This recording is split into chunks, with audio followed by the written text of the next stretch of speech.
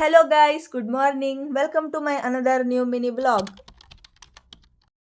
ರೆಡಿಯಾಗಿ ಕಂಪ್ಯೂಟರ್ ಕ್ಲಾಸಿಗೆ ಹೊರಟೆ. ಕಾಲೇಜ್ ಏನೋ ಇಲ್ಲ, ಆದರೆ ಕಂಪ್ಯೂಟರ್ ಕ್ಲಾಸ್ಗೋಸ್ಕರನೇ ಡೈಲಿ ಹಾಸನ್ಗೆ ಹೋಗಿ ಬರಬೇಕು. ಕಲಿಬೇಕು ಅಂದರೆ ಹೋಗಿ ಬರಲೇಬೇಕಲ್ವಾ.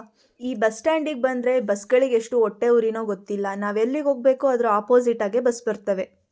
ಇಲ್ಲಿ ಬಂದು ಹಾಸನ್ ಬಸ್ ಸ್ಟ್ಯಾಂಡಲ್ಲಿ ನೋಡಿದ್ರೆ ಇಷ್ಟೊಂದು ಖಾಲಿ ಖಾಲಿ ಬಸ್ಗಳು ನಿಂತಿದ್ದಾವೆ. ನಾವಲ್ಲಿ ಇನ್ನೂ ಬಸ್ ಬಂದಿಲ್ಲ ಅಂತ ವೆಯ್ಟ್ ಮಾಡ್ಕೊಂಡು ಕೂತಿರ್ಬೇಕು.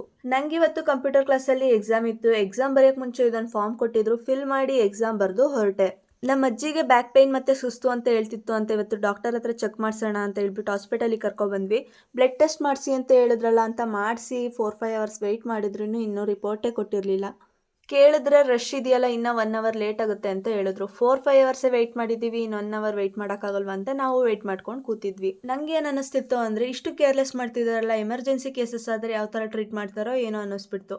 ಅಷ್ಟೊತ್ತಿಂದ ವೆಯ್ಟ್ ಮಾಡಿದ್ರೂ ನಮಗೆ ರಿಪೋರ್ಟು ಸಿಗಲಿಲ್ಲ, ಡಾಕ್ಟರ್ನೂ ಕನ್ಸಲ್ಟ್ ಮಾಡೋಕ್ಕಾಗಲಿಲ್ಲ. ಯಾಕೆ ಅಂದರೆ ರಿಪೋರ್ಟ್ ಕೇಳಿದ್ರೆ ಮೆಷಿನ್ ಕಿಟ್ಟೋಗಿದೆ ಹಾಗೆ ಹೀಗೆ ಅಂತ ಹೇಳಿದ್ರು.